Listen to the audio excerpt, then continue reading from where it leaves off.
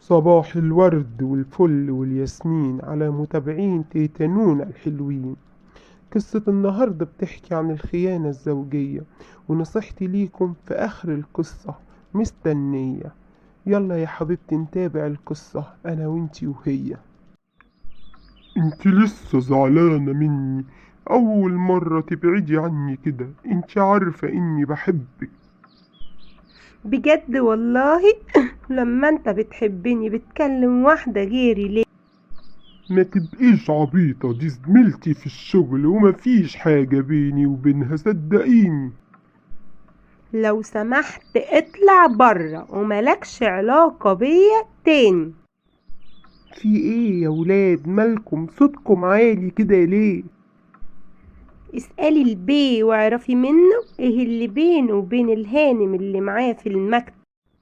استغفر الله العظيم، حرام عليكي يا شيخة، انا تعبت منك، بس على فكرة اسلوبك ده معايا هيخليكي تندمي. عيشة تقرف. بالراحة يا ابني، معلش انا هتكلم معاه. بجد يا امي بقت عيشة تأثر العمر، انا خلاص زهقت من جنانها ده.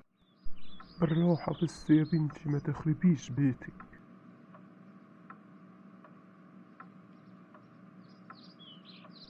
اصلك يا ماما ما انتش فاهمة حاجة، الاستاذ بيخوني مع الهانم اللي معاه في الشغل وانا شفتهم بعينيا، وتعالي معايا وانا هوريهم لك. هما متفقين انهم هيقابلوا بعض. انا قريت الرسالة اللي كانت بعتها له. حبيبي يا اغلى الناس، بحبك. وأخيرا يا عمري شفتك، وحشتيني أوي، تعالي تعالي. وحشتيني قوي قوي يا حبيبي. انت كمان ما تعرفيش وحشتيني يا عمري قد ايه.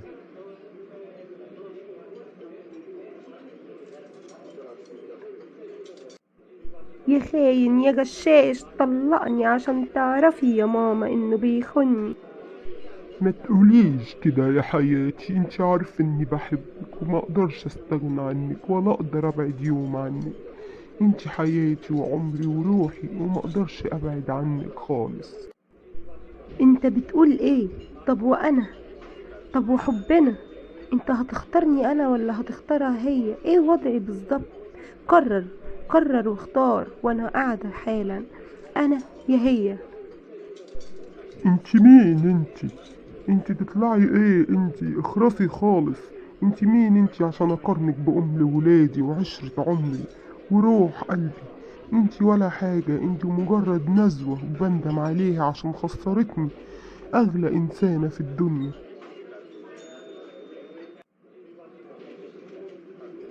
هي راحت فين يا امي؟ هي عارفة قد ايه انا بحبها وما اقدرش استغنى عنها. عايز ايه بقى منها يا ابني؟ سيبها في حالها.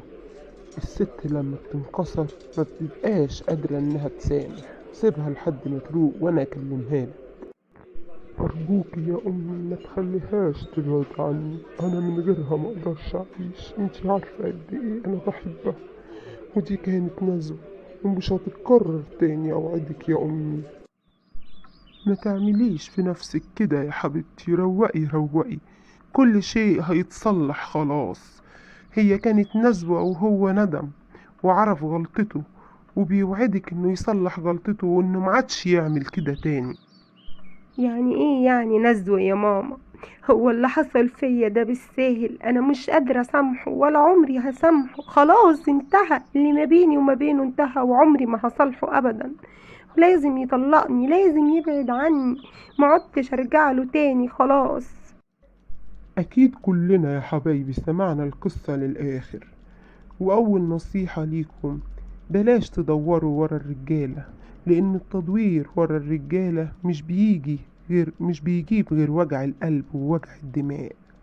تاني حاجة: طالما مفيش دليل ملموس في ايدك انه بيخونك، يبقى بلاش تواجهيه، علشان ساعتها الترابيزة هتتقلب عليكي، ولما تتقلب عليك الترابيزة هتطلعي انت اللي غلطانة. هتضطري انك تفضلي تتنازلي لشوية وقت علشان ظلمتيه، النهاردة لما اجي اواجه حد بالخيانة لازم اكون قدها.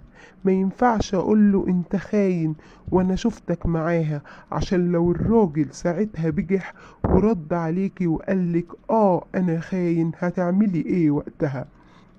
لازم وقتها تمشي، علشان انتي مفروض عندك كرامة، ولا انتي ما عندكيش كرامة؟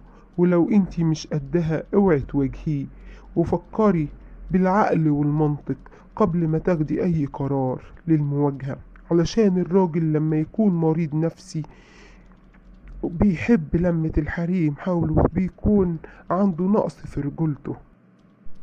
يا اما انتي مطلعة عين امه ومزهقاه في عيشته، فلازم تفكري كويس قوي. قال الله تعالى: إن كنت قويا عليها فيجب أن تنتبه، فأنا الذي أحلها لك بكلمة أقوى عليك منك عليها. ده تهديد لنا من رب العباد. ومعنى التهديد ده من الله لينا إيه؟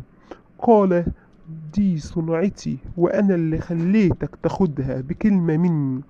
زوجني زوجتك، طالما أنت ملكتها بكلمة مني فأنت لا تتعالى عليها، لأن أنا زي ما حميت حقك لأحمي حقها، لأني مفيش واحد منكم أولى بي من الآخر، لأنكم أنتم الاتنين من صنعي.